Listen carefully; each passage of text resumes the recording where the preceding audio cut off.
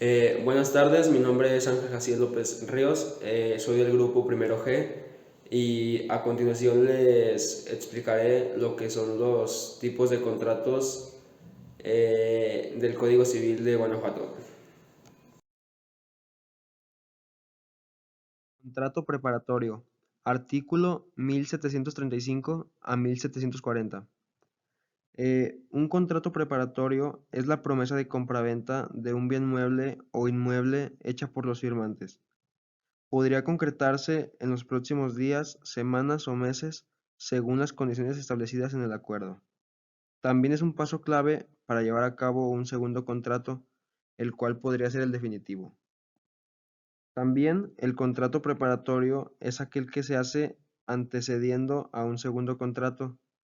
Este precontrato, como también se le conoce, debe regirse por las normas establecidas para obligar a las partes a cumplir con sus responsabilidades.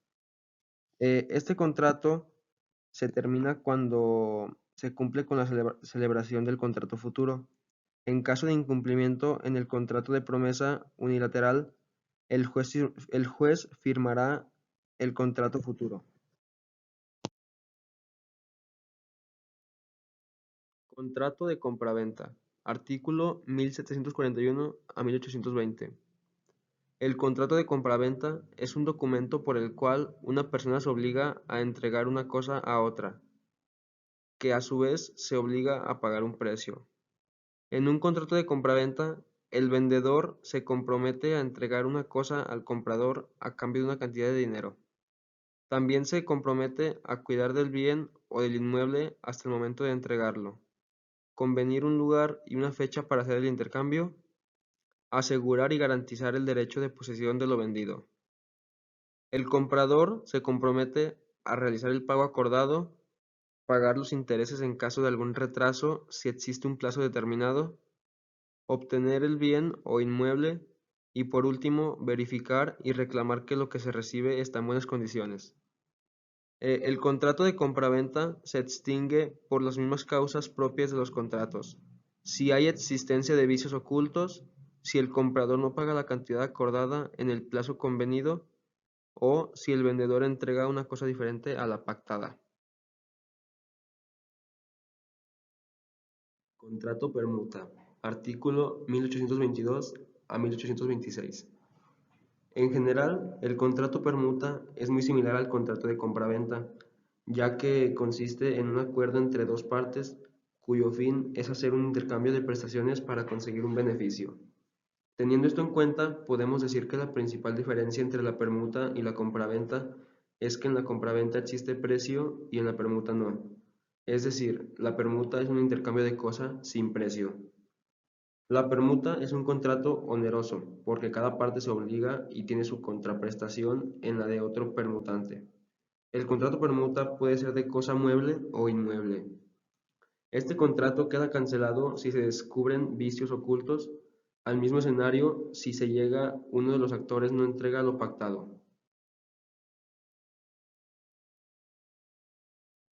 Contrato de donación. Artículo 1826 a 1879. La donación es un contrato a través del cual se transfiere de manera gratuita un bien a otra persona que acepta dicha transferencia. Las partes en este acuerdo se denominan donante y el donatorio, siendo el primero el que transfiere el bien y el segundo siendo el que lo recibe. Este contrato de donación tiene como objeto directo la creación de derechos y obligaciones a cargo de las partes, derechos del donatario a a la cosa donada y obligaciones del donante de transmitir la propiedad de esa cosa y de hacer entrega de la misma. Este contrato, salvo que el donador dispusiera otra cosa, las nociones que consistan en prestaciones periódicas se extinguen con la muerte del donante. Contrato mutuo simple. El mutuo o préstamo de consumo es un contrato en que una de las partes entrega a la otra cierta cantidad de cosas fungibles, con cargo de restituir a otras tantas del mismo género y calidad. Este tipo de contrato se puede hacer de dos formas, simple o con intereses. En el primero, el mutuario se obliga solo a restituir los bienes otorgados en el contrato mutuo, mientras que el segundo, además de restituir el bien pactado en el mutuo, se debe pagar un interés, el cual puede ser legal o convencional. Este contrato se extingue si el mutuante o mutuario se ve incapaz de cumplir con su respectivo requisito, y normalmente este contrato llega a su fin cuando el mutuario ha cumplido con todas sus obligaciones. Contrato de arrendamiento.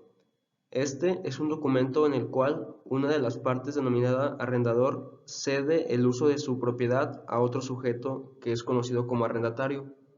Esto lo hace a cambio de un pago periódico durante el periodo que dure dicho acuerdo. El arrendatario está obligado a pagar la renta en forma y tiempo convenidos, responder de los perjuicios que la cosa arrendada sufra por su culpa o negligencia, la de sus familiares, sirvientes o subarrendatarios, servirse de la cosa para el uso convenido. Si el arrendador no cumpliese con hacer las reparaciones necesarias para el uso a que esté destinada la cosa, quedará a elección del arrendatario rescindir el arrendamiento.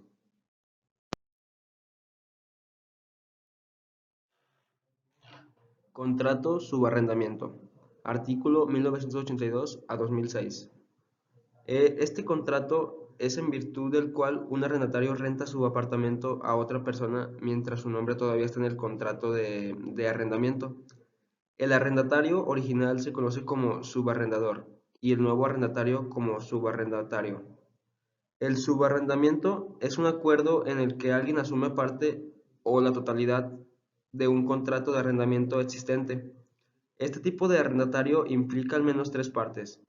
Entre ellas, la primera parte es el propietario, que por lo general es el dueño de la propiedad. Este contrato se extingue por pérdida o destrucción total de la cosa arrendada, por haberse cumplido el plazo fijado en el contrato o por la ley.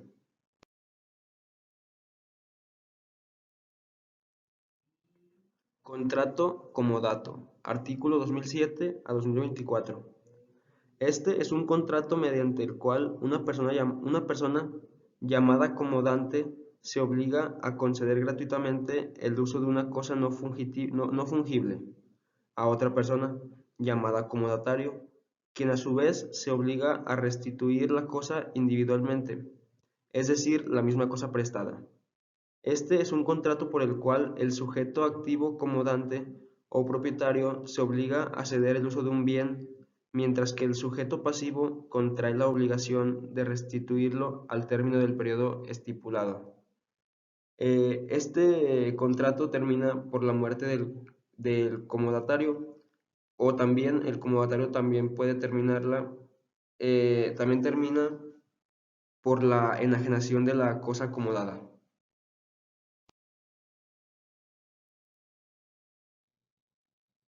Contrato de depósito. Artículo 2025 a 2047. El contrato de depósito es un contrato mediante el cual el depositante cede la tenencia de una cosa al depositario para que se encargue de custodiarla, debiendo éste restituirla cuando el depositante la reclame. El depositario está obligado a guardar la cosa y a restituirla, cuando le sea pedida al depositante o a sus causahabitantes o a la persona que hubiese sido designada en dicho contrato. Este contrato se extingue por la terminación del plazo.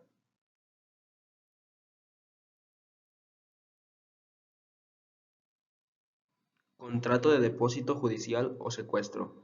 Artículo 2048 a 2055.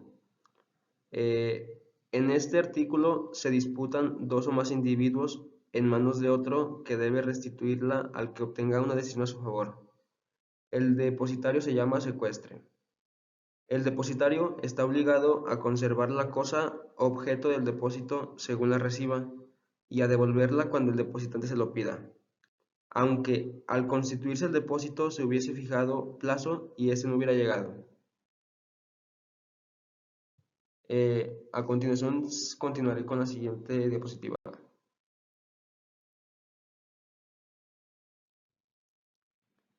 Continuando con el contrato de depósito judicial o secuestro, el secuestro judicial se rige por las disposiciones del Código de Procedimientos Civiles y en su defecto por las mismas del secuestro convencional.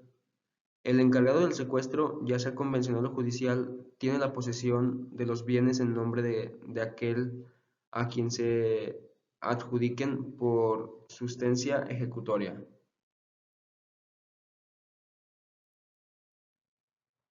Contrato de mandato, artículo 2056 a 2118.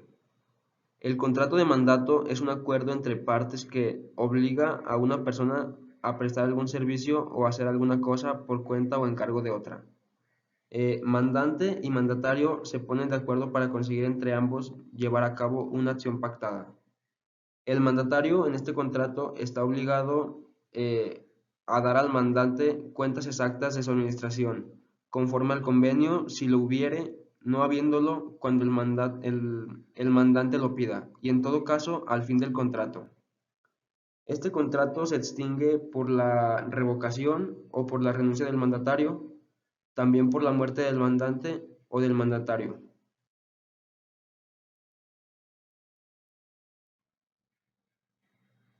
Contrato de prestación de servicios. Artículo 2119 a 2128. Un contrato de prestación de servicio establece las condiciones por medio de las cuales un profesional se compromete a aportar sus servicios en calidad de proveedor, a cambio de un monto y en un plazo previamente acordado entre las partes. Este contrato solo se hace válido mediante la firma de un documento. En este contrato, el trabajador tiene derecho a prestaciones sociales, cuyo salario sea igual o inferior a 2 veces el salario mínimo legal, como también tiene derecho a dotación de calzado y ropa de labor.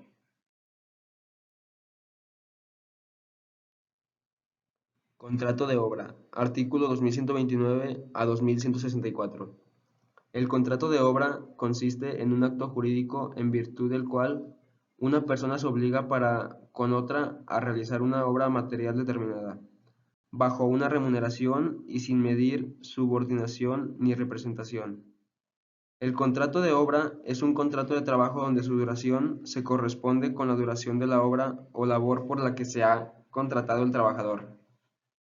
Este contrato se extingue si el empresario muere antes de terminar la obra, ya que no se resolverá el contrato, salvo que la consideración de la persona haya sido el motivo determinante del contrato.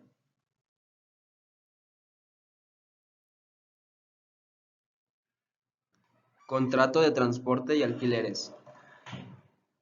Artículo 2165 a 2188. Este contrato es aquel por el cual el porteador se obliga, mediante un precio, a trasladar de un lugar a otro personas o cosas.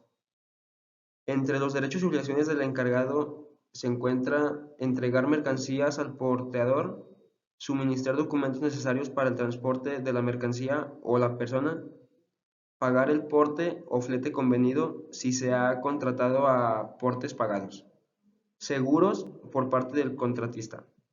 Este contrato se extingue a voluntad del cargador antes o después de comenzar el viaje.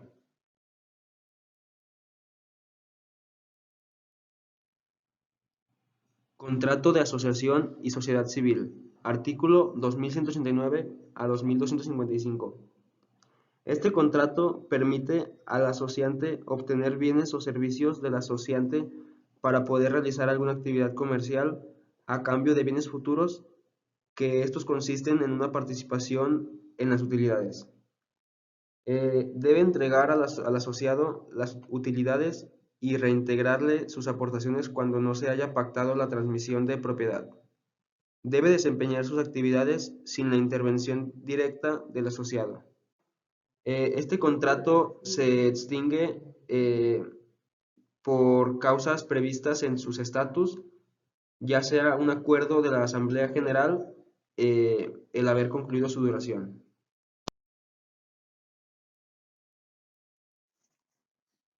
Contrato de juego y apuestas. Artículo 2256 a 2266. Este es un contrato por el que las partes del contrato arriesgan o aventuran prestaciones patrimoniales a cambio de la posibilidad de convertirse en acreedores de otra prestación patrimonial, a la que tendrán derecho en caso de acertar su pronóstico. La suerte o el azar no determina solo la equivalencia de las prestaciones, sino la misma atribución de las obligaciones que se deben cumplir por cada una de las partes. En este contrato, el que pierde en un juego o apuesta que no estén prohibidos queda obligado civilmente con tal que la pérdida no exceda de la 20ª parte de su fortuna.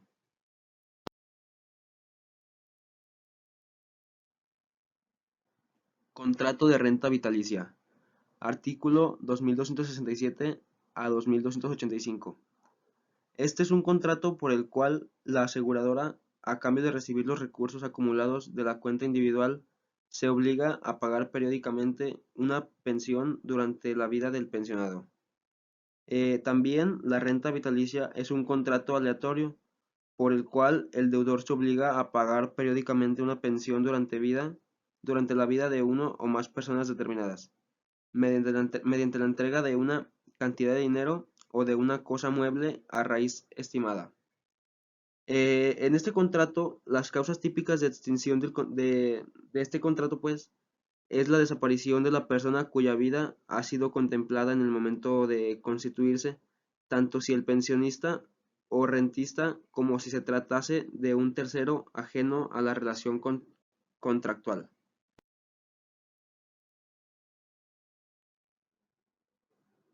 Contrato de fianza. Artículo 2289 a 2350. Este es un contrato por el cual una persona llamada fiador se compromete con el acreedor a pagar por el deudor. Si éste no lo hace, por medio de una fianza se puede garantizar el cumplimiento en tiempo y forma de las obligaciones legales y económicas adquiridas durante la celebración de un contrato. El fiador se obliga a responder de una deuda ajena. Con el propio crédito asegura el cumplimiento de una obligación contraída por otra persona distinta, sabiendo que nadie puede ser fiador de sí mismo. Este contrato se extingue por vía consecuencial con la extinción de la obligación principal. Por medios especiales, el relevo de la fianza en verdad no es una forma particular de extinción de la fianza, sino una modalidad de la remisión o de la resocialización.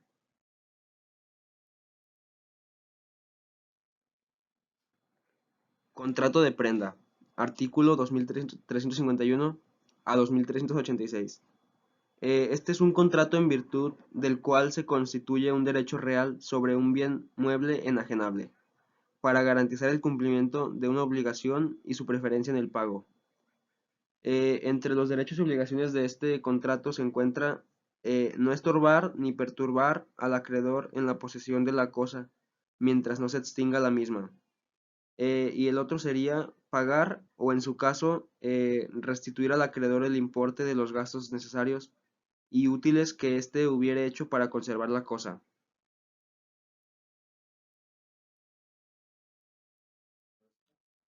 Continuando con el contrato de prenda, existe el contrato de prenda civil, mercantil, administrativo, fiscal y el irregular.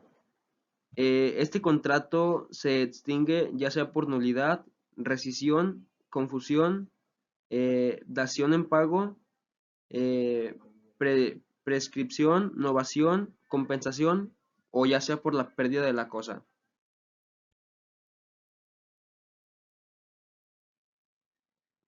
Contrato hipoteca. Artículo 2387 a 2436. Este es un contrato accesorio que permite garantizar una obligación principal. Por ejemplo, cuando una persona presta dinero a otra a través de un contrato de mutuo. Es mediante un contrato de hipoteca que el deudor garantiza al acreedor que cumplirá con el pago de la cantidad recibida en dicho préstamo. Obligaciones de este contrato sería eh, que están garantizadas por activos específicos de la empresa emisora.